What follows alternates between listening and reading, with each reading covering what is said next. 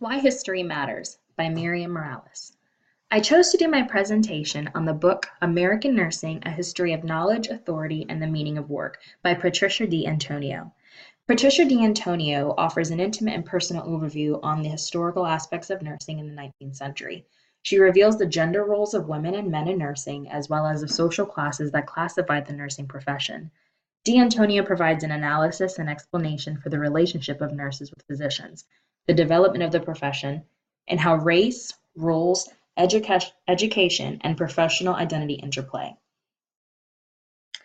History as pedagogy. The development of this profession was largely developed on gender and social class.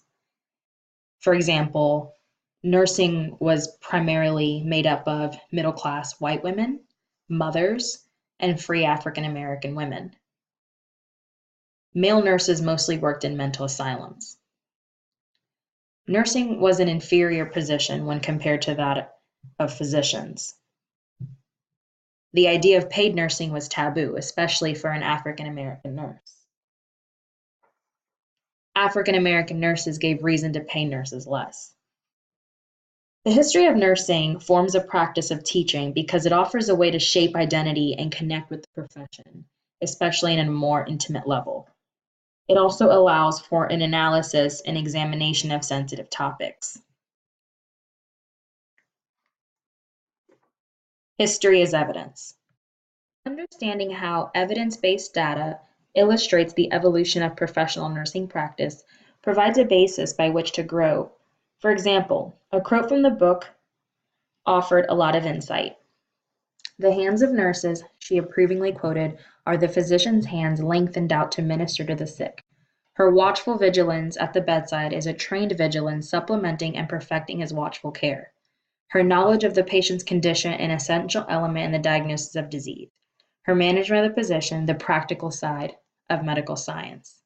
Essentially here, what I really appreciated from this quote was the idea or the ideology that nurses, the basis of nurses' education was based off common sense and not so much science, and that the education provided to nurses was based off physicians willing to teach it or the availability of a physician.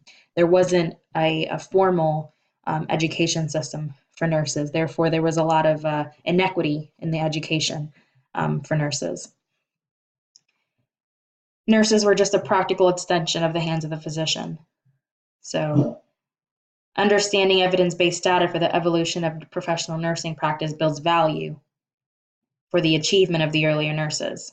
And understanding the history builds critical thinking skills for nurses to question the evidence before them. Explanation. The inequity of the nursing profession resulted in different levels of training for nurses in the mid-19th century. African American nurses were at an even greater disadvantage because they usually had their training at African American hospitals where the educational resources were limited.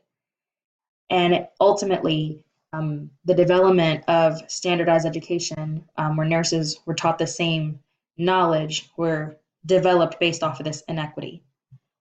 And it adds to the importance to the diversity of nursing as well.